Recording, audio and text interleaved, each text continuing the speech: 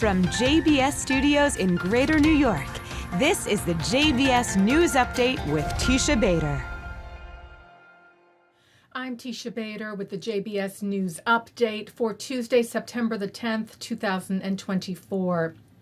The IDF today released video footage from the Hamas tunnel in which 6 Israeli hostages were executed.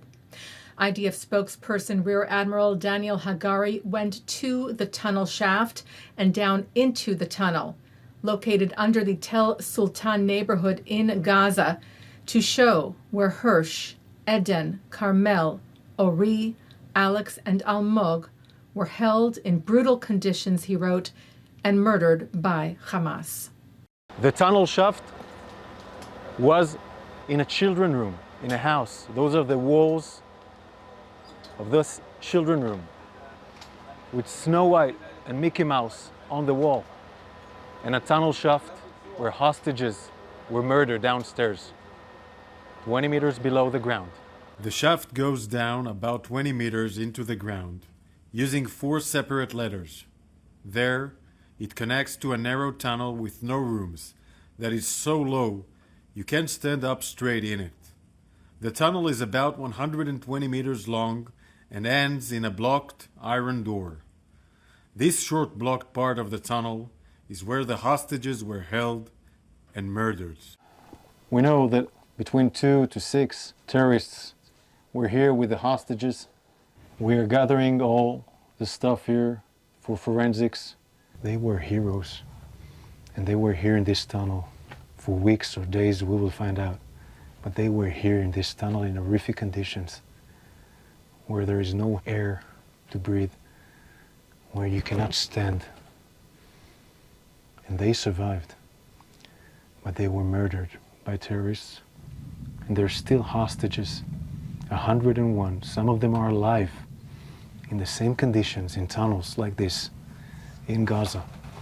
And we need to do everything we can in all the means we can, to bring them back home alive. The hostages who remain captive by Hamas in Gaza have now been held for 340 days. The IDF overnight last night carried out a precise airstrike in Gaza against Hamas terrorists who were operating within a command and control center embedded inside the humanitarian area in Khan Yunis.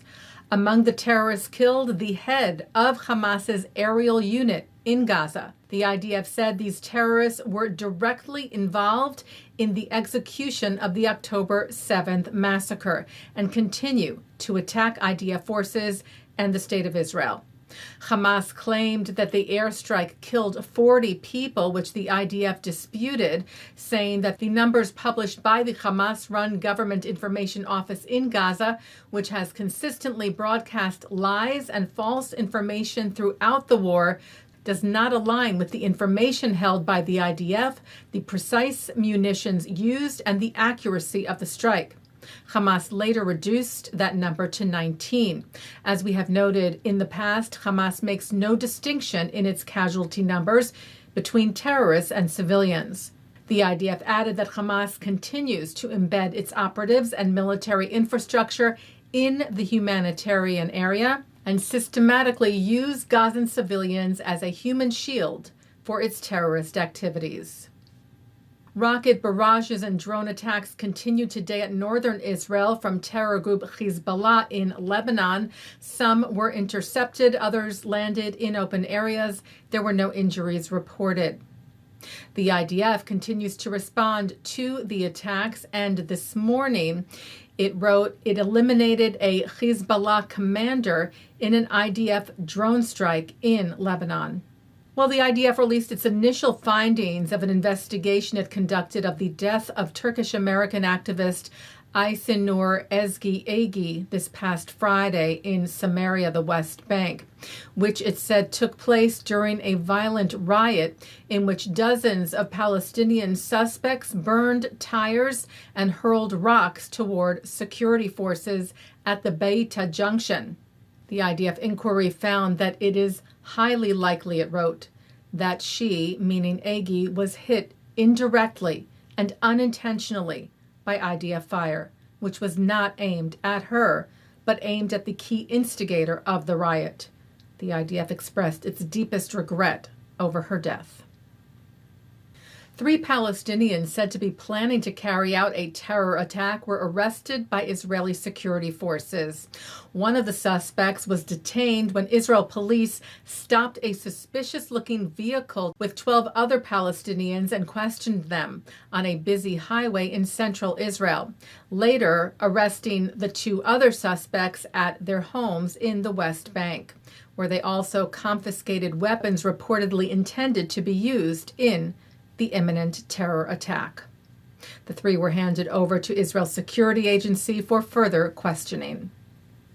U.S. Secretary of State Antony Blinken spoke about efforts to reach a hostage release and ceasefire deal between Israel and Hamas during a joint press conference today with his British counterpart, David Lammy, in London.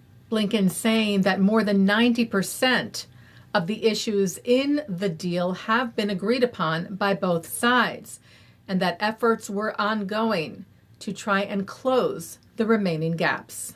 When you get down to the last 10%, the last 10 meters, those are almost by definition the hardest ground to cover. But we believe that these are fully resolvable. Right now, we're working intensely with our Egyptian and Qatari counterparts to work together to bridge any remaining gaps. And in the coming time, very soon, we'll put that before the parties, and we'll see what they say. Taking a look now at our programming for tonight on JBS for Tuesday, September the 10th. At 7 o'clock, David Harris is joined by his wife, scholar and author Giulietta Boukhobza, who tells of her family's harrowing escape from Libya in a discussion focusing on the forgotten refugees of the Arab-Israeli conflict. At 8 o'clock, Justin Pine speaks with Rabba Yaffa Epstein from the Jewish Education Project to discuss the lessons learned of the past year as we prepare to educate our youth and prepare them for the high holidays. At 9 o'clock on L'chaim, it's One World Trade Center survivor Ari Schonbrunn, NYPD Detective Morty Jacansky, and Liz Gorin, who counseled survivors. They share their personal stories of 9/11. At 10 tonight, I speak with ADL CEO Jonathan Greenblatt to talk about his recent visit to Israel, where he mourned with the families of the hostages slain by Hamas, met with families of those still in captivity, and he also discusses the surge in anti-Semitism in the United States since October the 7th. At 10:30, an encore of the news, and coming up next, it's the ILTV's Insider. And that's the JBS News Update for Tuesday, September the 10th, 2024. I'm Teisha Bader. Am Yisrael Chai.